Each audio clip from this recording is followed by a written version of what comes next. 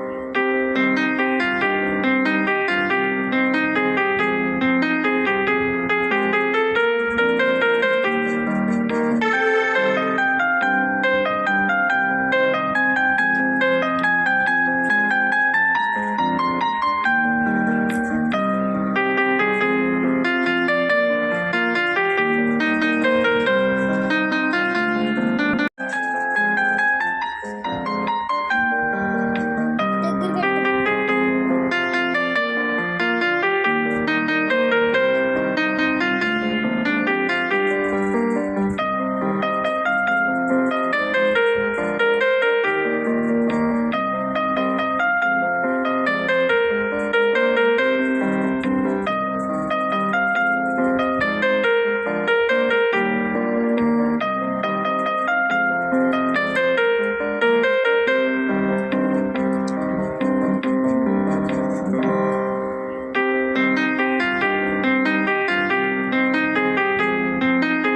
అమ్మ అందరికీ వందనాలు. అమ్మ అందరూ బాగున్నారా? మరి ఈరోజు 14 మంది వచ్చారు. చాలా సంతోషంగా ఉంది నాకు.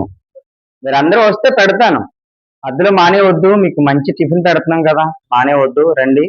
ఇంకోటి ఏంటంటే మీరు ఎప్పుడు కూడా మరి పెద్దవారు కాబట్టి శుభ్రంగా ఉండాలి, నీట్గా ఉండాలి అండి.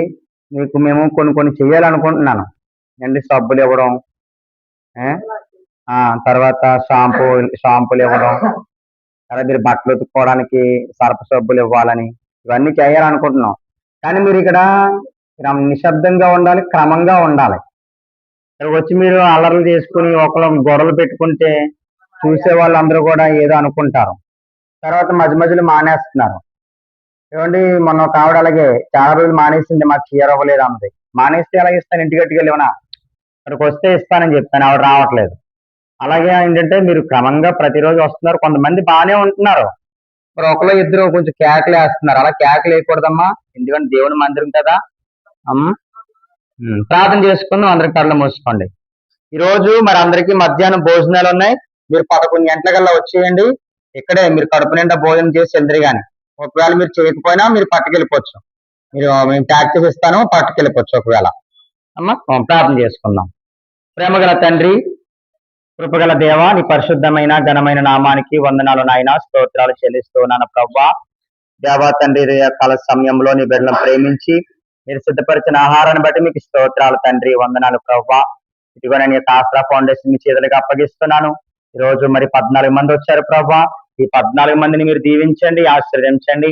ఈ రోజు అలాగే మధ్యాహ్నం మరి భోజనం కూడా మేము పెట్టడానికి మీరు కృప చూపించారు. దేవానికి స్తోత్రాలు. ఇదిగో భోజన కార్యక్రమంలో కూడా కృప తోడుగా ఉంచండి. ఇదిగో మరి ఎంతమందికి అయితే మేము భోజనం పెట్టాలనుకున్నామో తండ్రి, ఇదిగో 50 మంది రావడానికి మీరు సహాయం దయచేయండి. మీరు కృప చూపించండి ఆయన. ఇదిగో నా భార్య ఉదయాన్నే లేచి ఇదిగో బిడ్డలకు చక్కగా టిఫిన్ ఏర్పాటు చేస్తుంది ఆయన. నా భార్యకి మంచి ఆరోగ్యం, బలమును, శక్తిని దయచేయండి. యాభై సమయంలో మరి రేఖ మేడం గారిని బట్టి నేను ప్రార్థిస్తూ ఉన్నాను. రేఖ మేడం గారిని జ్ఞాపకం చేసుకోండి. ఇదిగో రత్నకుమారయ్య గారిని జ్ఞాపకం చేసుకోండి ఆయన.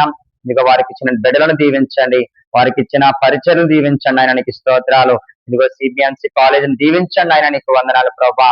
అయ్యా ఇదిగో మేడం గారికి, సార్ గారికి మంచి ఆరోగ్యం దయచేయమని, వారిని ఇంకా విస్తరింపజేయమని, ఆశీర్వదించమని, మహిమ ఘనత ప్రభావాలు మీకే చెల్లిస్తూ నజరేయుడైన యేసుక్రీస్తు నామమున ఈ ప్రార్థన మనల్ని అడిగి వేడుకుంటున్నాను తండ్రి. ఆమేన్, ఆమేన్. అమ్మ అందరికీ వందనాలు. అమ్మ మర్చిపోయాను, పంచదార చట్నీ ఉంది, పంచదార ఉంది.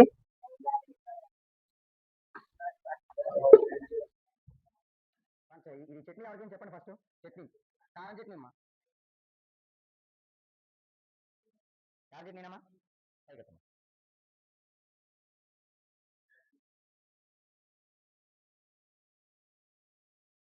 అప్పయంలో రాలగా కారం చట్నీ తినండి అమ్మ, తినండి, తినేవాళ్ళు తినండి. అలా పంచదార కూడా ఉంది. పంచదార కారం చట్నీనా, పంచదార చట్నీయా? మీకండి చట్నీనా?